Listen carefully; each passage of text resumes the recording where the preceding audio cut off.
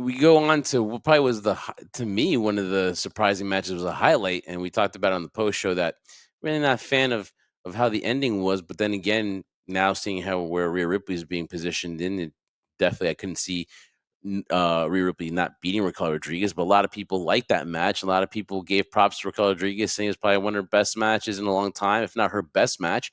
And Rhea Ripley bringing out the best in Raquel, and her having another uh, great match.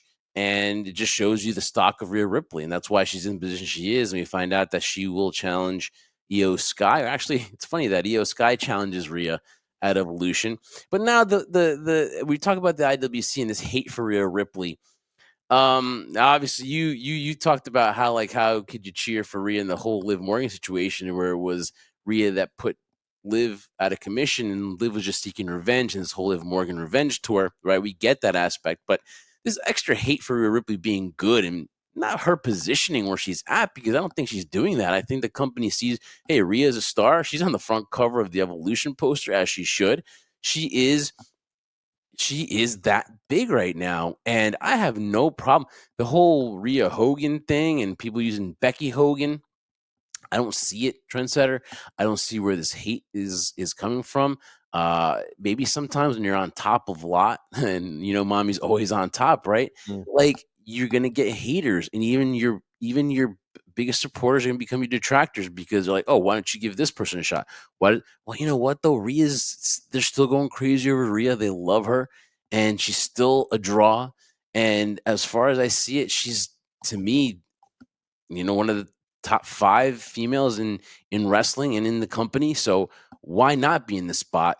And would I maybe like to see Stephanie Vaquer and Io Sky maybe fight for that? Hey, we'll get there. But now Rhea Ripley and Io Sky, is you're trying to sell this Evolution PLE. It's an all women PLE. Will it sell out in Atlanta? We'll find out. But adding Rhea into the one of the main events or in the championship matchup is going to help. So I don't see why this online hate for Rhea is going on, or why even exists, because Rhea hasn't changed. Like, she hasn't changed, and I just don't get this online uh this attraction for her all of a sudden. I really don't. All right. Well, let me preface by saying this though, Jeff. With Rhea Ripley, and I thought people were upset of me saying negative things about Rhea Ripley, of me keeping her name out of my mouth, supposed to say, right? In terms of speaking negatively about the character, not the person. I love Rhea Ripley. I really do. And I speak of things about her critically because I'm not a fan of how the WWE is portraying her, how creative is portraying her. Listen, I saw her last interview with her boy, Chris Van Vliet, and my goodness, you couldn't love a nicer person. Yeah. She loves this business. She loves what she does. She's really an introvert at heart, which makes it amazing in terms of her character that she portrays when she walks down that aisle and that song hits and she's in the ring. She's like a different person in her own element, right? And so I always appreciate that. And to me, Rhea Ripley is a major star in this company and doesn't even have a ceiling yet, because I don't think she's even reached it.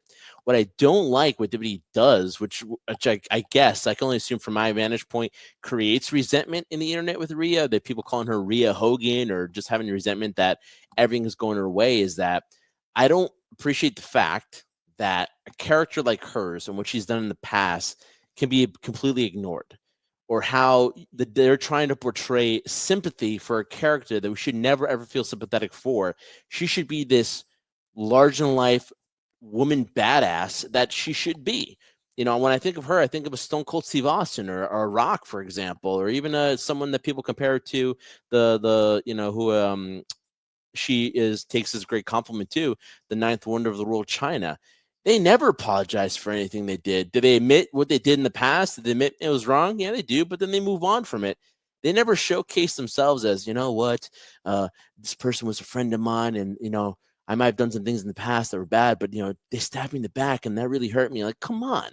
Who are we trying to kid here? So honestly, and let's get right back to the Saudi Arabia match too. I wasn't a fan of it. I was a fan of the fact that, listen, these two women, Raquel Rodriguez and The Rhea match, Ripley. the match or the outcome? the outcome. The match itself, I had no problem with. You know why? Because these two have amazing chemistry ever since Good. NXT. But prior to her talking in an interview, prior to the event, saying, you know what, this whole thing between me and her, you know, she turned her back on me, blah, blah, blah, blah, blah, cry me a river. Why? Because people are jealous of your success. From a character standpoint, I don't understand why W is trying to make us feel sympathy, because you don't need that in order to relate or cheer for Rhea Ripley. So that's what I hate, and that's what I despise the most. And I don't think she should have won it, because I felt if you're going to build a star, Rhea Ripley doesn't need that victory. Maybe it's because people, you know, in Saudi Arabia wanted to see Rhea Ripley, so for her to lose wouldn't have been great business sense, but she doesn't need to win these right now. As the same point, and I understand why they positioned her this way for Evolution, because hey, she's the big name here in Io, have had amazing matches, have her go one-on-one for the title. I have no problem with her going for the title, but she's the kind of individual right now that doesn't need the title. So the title is always going to be there, whether she's on Raw or SmackDown. But in the event of Raquel Rodriguez, I felt she needed to win more, because you're like, wow, that would have been shock value. That would have people looked at Raquel, despite how dominant she was in the match against Rhea to a certain point, that man, this person actually has the capability of defeating someone like Rhea Ripley, or could be on her level of dominance physicality wise, because every single person Rhea's been in the ring with, she's overpowered. She's been dominant for. Could there be that belief that somebody else is just at that level? So that's why I didn't like it. But for Rhea, I think the reason why people hate it is because of the way the company directs her. They try to make her sympathetic. They try to make her into something she's not. She could be mommy. She could say, I'm Rhea Bloody Ripley, and do all the things she does right now, which people get a reaction for and they love. Just stop making her feel sympathetic, because I don't need to feel sympathy for Ripley. She is a machine. She is a badass. Let her be a badass. Stop making us feel or make her feel more human, because you're dehumanizing, or you're disfiguring the image of what Rhea Ripley is by trying to make her feel, oh, bad that, you know, people don't like her in the back, or bad that, you know, I thought I had Well, friends and I don't have friends. It doesn't matter. You're a superstar. You don't need to have friends. All you well, need to care about is being on top, Rhea. That's yeah, all I care about. you don't need to humanize her. Yeah. You I don't like don't. humanizing her at all. Yeah. Yeah, not well, yeah. So it's not humanizing her and making her just like any other person that has feelings. You want to make her larger than life. And there's obviously ways to book your baby face. Like you said, like there's some people that are not just gonna show their vulnerability. Some baby faces can, but a person who's looks like Rhea should exude confidence. But again, maybe sometimes that confidence, and she does exude that sometimes. I think there's a line that they blur where Well, they're do you like confident. that? My question to you, Jeff, is do you like that when they do that? They try to The only humanize issue her and make her feel sympathetic to the people. only see, I thought it was going to lead to like a breakdown. I thought it was going to lead to her losing her confidence, but it kind of just was more on the emotional aspect, because she ended up taking the title back on January 6th on that Raw on Netflix. Mhm. And then she surprisingly lost it to Io, right? And then she had a little bit of a spell of like a little bit of a not losing streak, but just kind of like surprising that she lost to Io, but now builds up to this. And the Raquel Rodriguez matchup, to me, again, like looking back on it in the beginning, you were like, okay, Raquel should do this, but then Rhea's being put in the spot. It's about what the next thing is going to be, whether you like it or not. They're looking forward to the next PLE, and it's going to be this. And you want Rhea coming off a victory. And again, what gets to me is just the continuity here, where you see that Io is challenging Rhea, but if Rhea's confident enough, saying, "Hey, I just came off a big win against Raquel.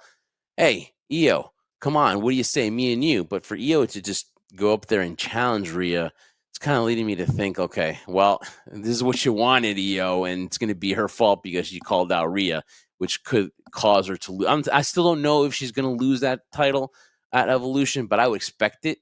And it'd just be like, okay, Io, come on, you're the champion here. You're a fighting champion. And obviously, you want this match, but you wanted it, so be prepared for the consequences when mommy beats you. Is where I think it's leading to. But Also, it makes it weird that the champion would actually go challenge somebody. yeah, Why? We usually haven't seen Io in a long time.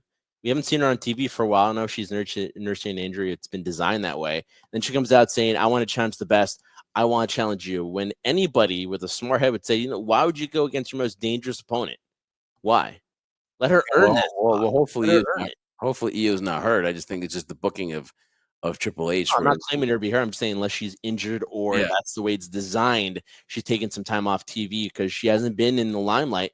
Comes out on Raw after we hadn't seen her almost, it feels like 3 or 4 weeks, and then challenges Rhea Ripley. Shouldn't it be the other way around? Shouldn't Rhea qualify for something, or should do something to see who'll be Well, the contender? I just think if Rhea calls her out, then as Io being another babyface, she's not going to back down and she's going to accept it. But it's just weird for Io to come.